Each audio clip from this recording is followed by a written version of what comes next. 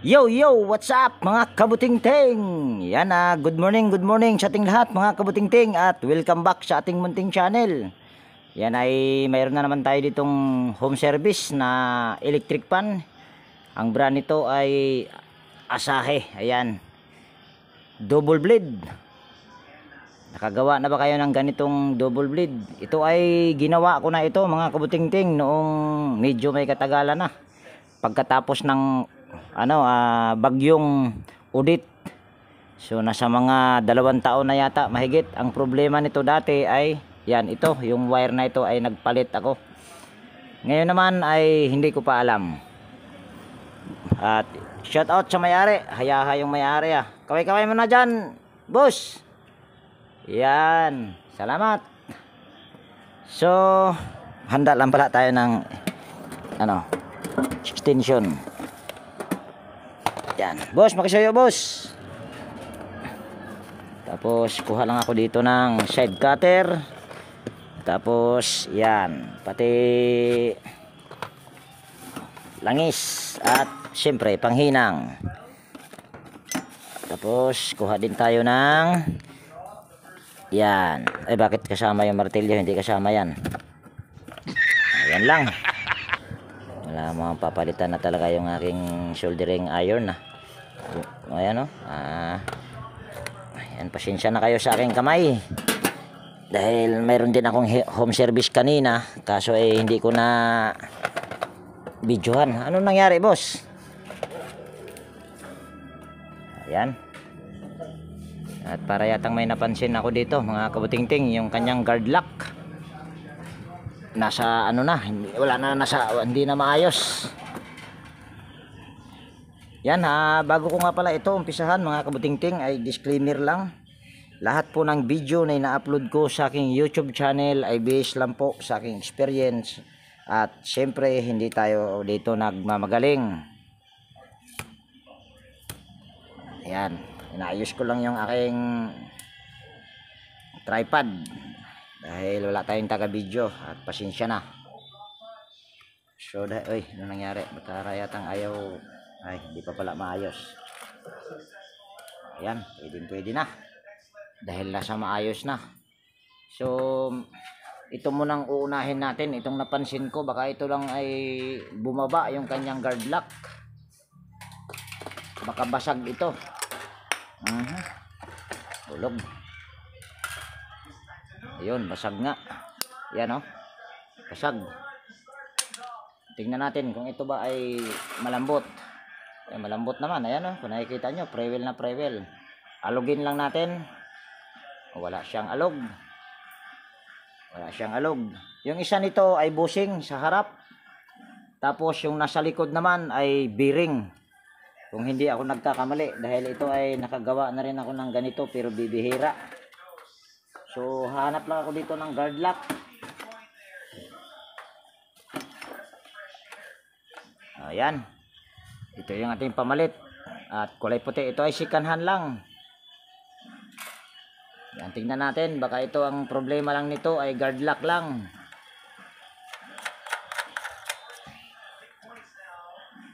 Para hindi na tayo mahirapan. Maya na natin ito linisan kung may-ari na lang maglinis niyan kung guard lock lang ang problema. Yan. Tapos balik lang natin yung screen. Ayan. Sana umandar para hindi na mahirapan si Inting, Butingting. So saksak ko lang dito yung power cord. Nadaganan pa yung wire. Ayan. Saksak natin yung power cord. Ayan. Tapos pihitin ko lang sa number 1 at tatayo ko muna yung aking tripod. Ayan, pipihitin lang natin. Hindi umandar. Pero umuugong. Number 2, wala. Number 3, wala pa rin. Pero umuugong siya. Pero guys, sinabi ko kanina ay malambot. So gagawin lang natin ay i-check natin yung capacitor nito. Baka capacitor din ang problema nito. Dahil wala naman siyang alog. Itong electric fan na ito ay maganda ito sa mga mayroong negosyo na internet. Kaso nasa gitna. Ito ay tanggalin ko muna dito yung saksakan. Baka mamaya ay mangisay na lang ako bigla. Tapos ayusin ko muna yung aking hinang. Yan. Tapos saksak ko lang dito yung hinang sa baba at pasensya na hindi niyo nakikita. So ito ay tanggalin muna natin itong knob. Tapos ganoon din tong apat na tornilyo kasi ito lang ang titignan natin. Baka ang problema nito ay capacitor lang dahil wala naman akong naalog. Baka lang ha. Dahil sabi ko nga ang bushing nito ay isa lang yung nandoon sa harap. At yung nandito naman ay bearing. Yan ang matibay pagka bearing. Dapat ginawa na lang itong bearing lahat para mas lalong tumibay. Maganda motor nito mga kabuting-ting. Ito ay favorite brand ni Enteng. Asahi. Kita ba? Salita ng salita. Baka mamaya hindi kita.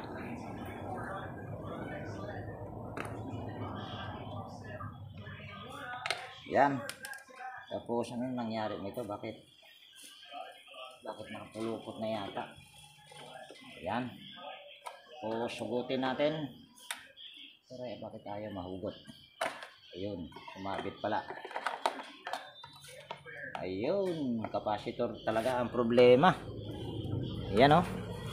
Lumubo na yung capacitor nito at ito ay pinalitan ko na pala ito ng capacitor dati dahil hindi niya na yata ito capacitor. At ito ay gawa ko tong mga ganito pero napakatagal na. Pagkatapos yata ng audito ginawa ko boss, ano? Basta manager, talaga yan. Ano ba tawag niyan? Nakahinukbo ba sa Bisaya? So, hindi tayo papahirapan ito pag mga ganito, mga kabuting-ting. Kuha lang ako ng kapasitor.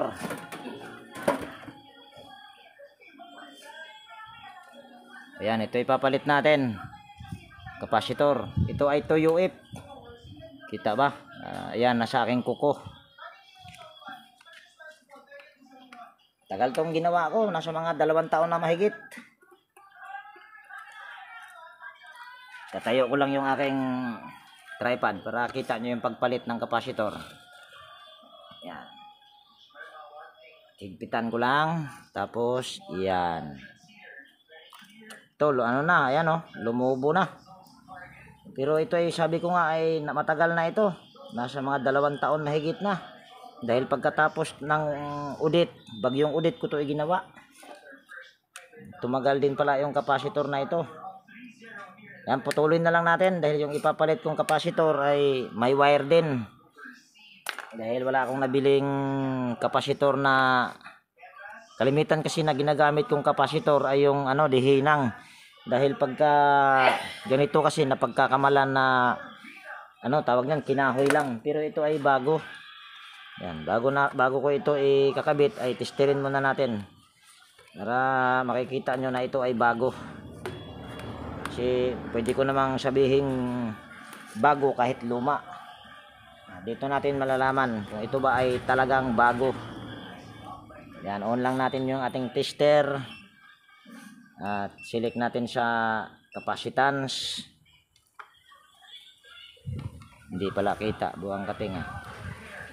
Ganyan na lang. Ayan. Tapos saka natin testerin. Ito ay 2UF. Tingnan natin kung ilan ang ayan 2UF mahigit 2 microfarad. So ibig sabihin ay okay itong kapasitor na ipapalit ko at bago talaga ito. Dahil hindi ko rin ito ikayayaman.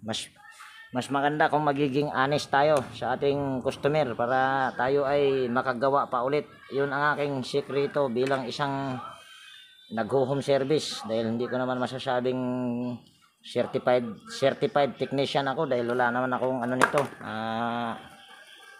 Tawag niyan, wala akong certificate ba o katunayan na ako'y nag-aral nito dahil sabi ko nga ay experience lang tong aking natutunan. At Kaya ito ay ipinagkaloob sa akin ng Panginoon, kaya kailangan ay iingatan at wag manglamang sa kapwa. Ayan na. Iingatan at wag maglamang sa kapwa para tayo ay hahanap-hanapin sa customer at talagang irerekomenda ka pa. Ayan. Ito yung sinabi ko na bearing. Yung nandoon banda ay bushing. So saksak ko lang dito yung power cord at try natin kung iyan ba ay gagana na. Yan, pindutin ko lang dito sa number 1. Kita ba yung kamay ko? Ayan, andar naman yan. Ayan, umandar na. At mabilis yan. Ayan ay number 1 pa lang. Patayin muna natin. Tapos pagpaga natin kung bahagya yung screen. Kunwari lang. Ito naman ay medyo malinis pa at makalinis siguro yung may-ari nito. Dahil hindi naman masyadong maalikabok. Yan, mega love shout out kay Sir Freddy Pitero Ferdinand ng Rosario, La Union. Yan, mega love shout out po sa inyo, sir, at maraming salamat sa panonood po. So, hindi na ako dito pinahirapan, mga kabutingting.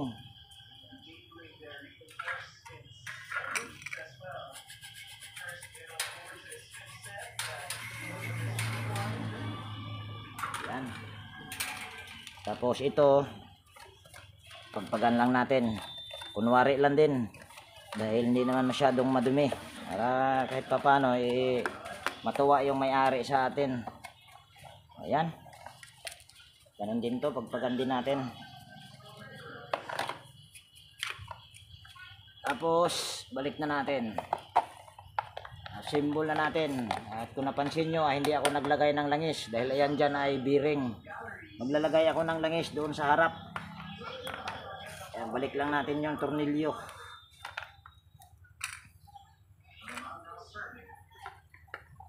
Ayan, balik na natin yung tornilyo. Hulog pa isang tornilyo. Isang butas. Yan, gusto ko lang din po palang pasalamatan yung ating mga silent viewers, organic viewers, laging nagko-comment. Yan, maraming salamat po sa inyong walang sawang pag-subaybay sa aking mga upload na video. Sana po ay wag po kayong magsawa sa aking mga upload na video. Ganito lang ang trabaho, mga kabutingting, kung sa baga paswertihan. Ito, medyo hindi ako napahirapan dito. Katulad ng in-upload ko kagabi. Hindi ako nahirapan noon. Dahil nagpalit lang ako ng kapasitor doon kay Cesar. Sir Cesar Palima. Shout out sa iyo, Sir Cesar Palima. Yan, mega love shout out po. Yan na. Tapos balik na natin ito.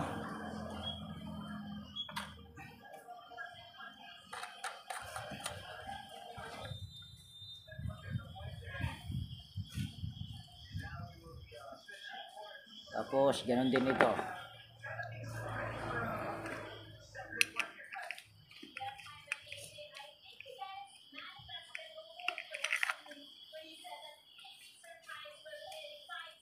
Yan.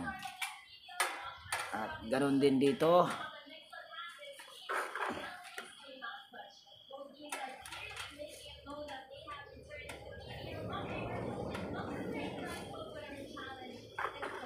Tapos balik na natin yung knob.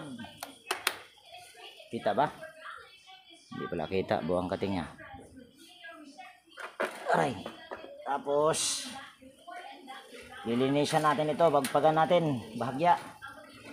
Tapos maglalagay tayo ng langis. At konting hiling lang po, mga kabutingting, sana wag po nating i-skip ang mga ad. Yan. Tanggalin din natin. Hindi naman masyadong madumi. Hindi masyadong alikabok.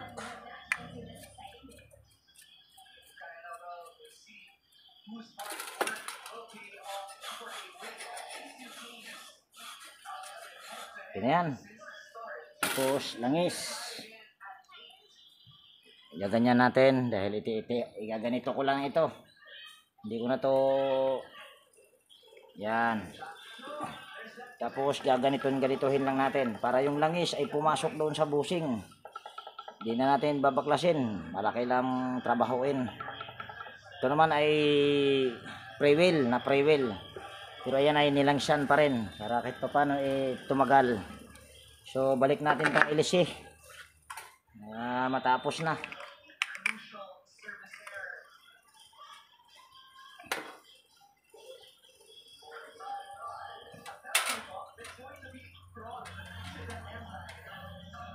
Ayan. Tapos paiksiin ko muna yung aking tripod. Saka natin tatry ulit. I-final testing natin.